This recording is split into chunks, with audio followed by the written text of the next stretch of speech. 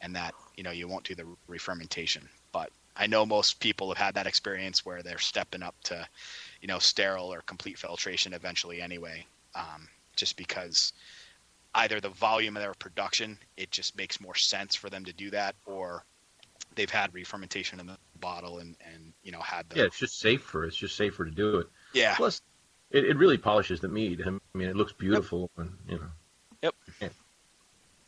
I love filtration. I filter everything. Yeah. Whereas I'm lazy, I filter almost nothing. Unless it needs it. And at home, I have the same thing. I have a mini jet filter. Yeah. I've used it exactly 0 times. Oh, I'm up on you. I've used mine once, but that's because the batch I had got contaminated with fruit flies. Yeah, I mean, and we're going to use it. We've got some bigger fermenters now. Like I've got a 15-gallon and a 10-gallon, and I got stuff going in. And normally I would rack, and I'd rack from the countertop up to a bucket below. Well, I'm not lifting a 15-gallon full fermenter up onto the counter. No, so that's what I was doing too. The Great Strawberry Experiment had to go.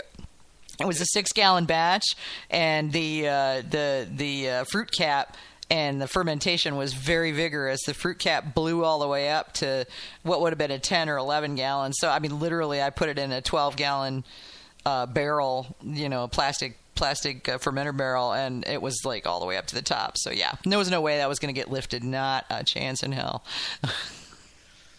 Yeah, and so I mean, we're gonna break out the filter for that, and I'll wait until stuff is completely fermented, and I'll do an initial course filtration, to make sure that there's I'm getting all the floaties out of there. But depending on what I'm gonna do in secondary, I may filter again, to make things bright, but I may not. It really depends. I'm probably gonna use it initially as a transfer mechanism to get the larger container broken down into some smaller containers.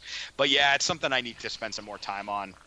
Because I suspect that my initial commercial plan is probably going to have a whole shot in it fairly early as I have interesting experiences. I mean, thankfully, with the session mead product line, if I get a little bit of additional fermentation in a container, I mean, especially if it's in my bright tank, big deal, because I need the carbonation. Obviously, if I'm fermenting sugar that I want in my finished product, that's not, a happy situation there. No. But I should be able to control that, especially because those are going to be fermented dry and then brought back up to whatever level. And we're talking about 1 to 2% residual sugar at the highest end. So I should be able to get those dry, know that they're completely dry, get them off a yeast cake, and do enough filtration to it that I'm pretty confident that I can throw, some lime juice or whatever I want in there to make the finished product. And, I wouldn't expect, any concerns of fermentation, especially if I'm going right to the bright tank. Because once I can get it cold, it's not going to anyway.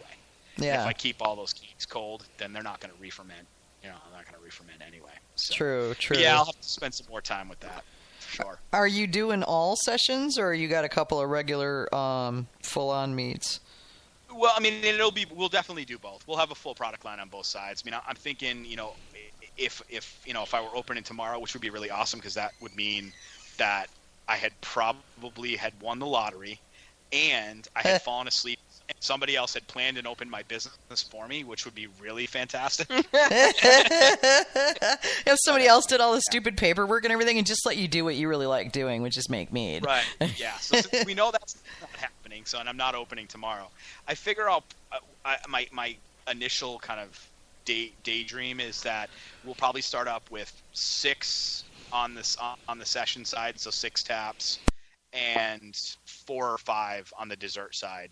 And the dessert side will be, we'll rotate a few things through, each of the first few seasons. A couple will stay, a couple will go to figure out what works. And on the session line, I mean, honestly, we're thinking 3 to 4 week turnaround on those. I want to introduce as many different kinds as I can, in the first, say, 6 months we're open, and really let me know what do they like, because based on the recipes I'm working out, most of them are manageable. They can be done frequently. I'm going to try to use products that, for the most part, I can get all year round, because I do want to be able to, offer people meads that might feel more summery, but also offer them in the wintertime, because, some people might be like, well, a lime a lime mead that sounds more like summer, but you know what? Probably tastes great in the middle of January too. Yeah, I was just saying, we just have these shades of Key West, Let's just, yeah, right? That's where me and Manny and Hamish are going to Key West in March after the Mazer Cup. So. Yeah, so I mean, I think there'll be a lot of initial rotation there, and we'll figure out what actually works and what people want. So I think we'll have both of those lines. But like I said, there'll be some sour stuff going on at some point. I have some experiments I'm going to do this winter with some lacto to see. I did a fun one with raspberries, with some lactic acid in secondary. Oh, that's interesting. Right. And it was tart. I wouldn't call it outright sour, but it was tart, and it was a little bit sweet. And what was funny about it is that served it at our brew club meeting, and people who typically wouldn't grab mead absolutely positively couldn't stop drinking it. And it was sour beer, people. Like, I had a little mini keg and brought it out, threw it on the table, and poured myself a glass, and it's screaming bright red. So people wonder, what the hell is that? And I'm like, oh yeah, it's a sour raspberry. It's the blood of my enemies. Why do you ask? Exactly. Yeah. Watch what you say next. So I just walk away. I never think of those things when they're good to say, though. That's the problem. Be like, oh, it's try it. You like it. Yeah. I'm not funny. I'm not really a funny guy at all. People never tell me that I'm funny, which it's just always poorly timed. I'm funny when I'm sitting by myself and coming up with something cool, and I'm like, wow, there's nobody around to appreciate this. We get along really well, Jason. We probably would. Yep. Yeah, I never think of the right thing to say until 5 minutes later. It's really awesome 5 minutes later, but it's totally not. Totally. Yeah, you call the guy up. Hey. So I walk away, and then it's always a cool experiment to kind of just drop the meat on the table and walk away and see what happens. Oh yeah. And all of a sudden, I saw a couple people making a beeline for the keg, and I'm like, wow, these are people that usually don't drink my mead. Like, they're cool people. I love hanging out with them. They're just not into mead, and I get that. That's okay. I offered to them. They're like, yeah, not really my thing. And then they didn't move. They were standing around the little mini keg, and I'm like, wow, this is really interesting. And one of them finally says, so you said this is mead? And I'm like, yeah, it is. He's like, are you sure this isn't a sour beer? I'm like, no, I know it's not a sour beer. And they're like, oh, this is so good. I'm like, no, I made it to do exactly what you just did, which was think it was a sour beer. So that's kind of where I'm going with the sour, like with the tart fruits. If you think about, some of like the Berliner Weisses that are fruited, there is a malt flavor. I like in Berliner the Weissers. But if you think about it, there's not nearly as much beeriness in those beers as there are in others, because it's driven by the sour. Yep. It's driven by the fruit. And I just think like a very neutral honey, fermented dry, fruit, do either a lacto ferment. I don't think the TTB is going to actually let me use lactic acid in secondary, but I probably wouldn't want to anyway because it kind of tastes a little fake past a certain point. So you do a lacto ferment. Maybe you do a fraction of it. You blend some of the lacto fermented mead in with this other dry mead, and you sit it on fruit, and then you serve it with a light sparkle to it. I think people are going to be confused initially. Well, what is this? This doesn't taste like mead, but it is. Yeah. What does mead taste like? That's mead. Well, yeah, it doesn't taste like you think mead tastes like. No, right, not at all. And everybody has that vision of sweet blah blah blah. It's like, yeah, no, really, we can do anything we want. It's really fun.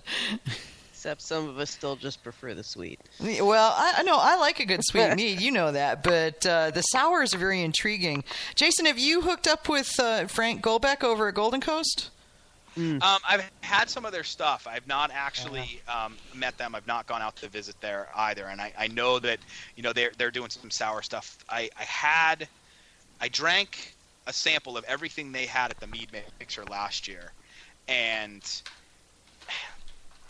I wasn't sure what my initial impressions were because I'd never had any of their stuff before, and I didn't know what the context was. And it was there were sours, there were also I also want to say there was some fairly dry, strong meads. Yes.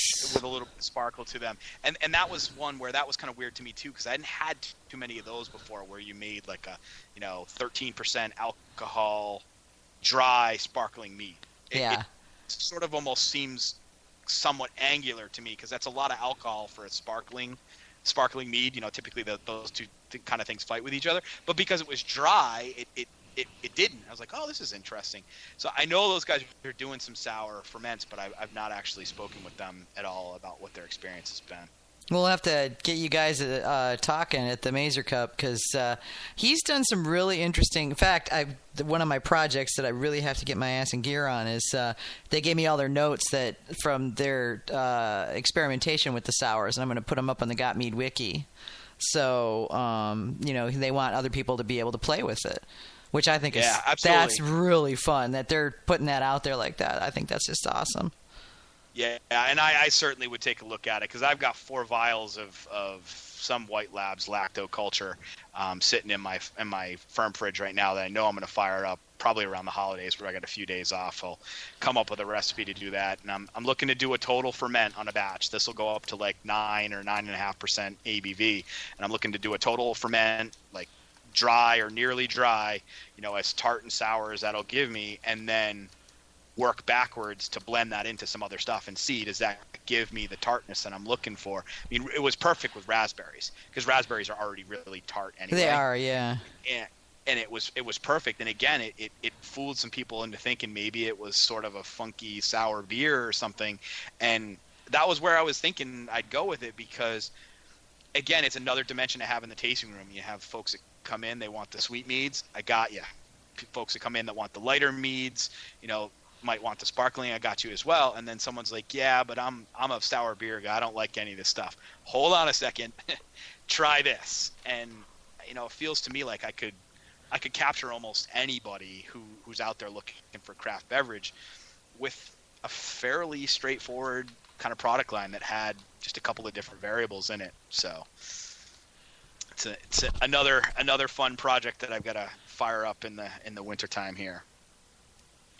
Sounds good. Are you do you have a favorite yeast that you use?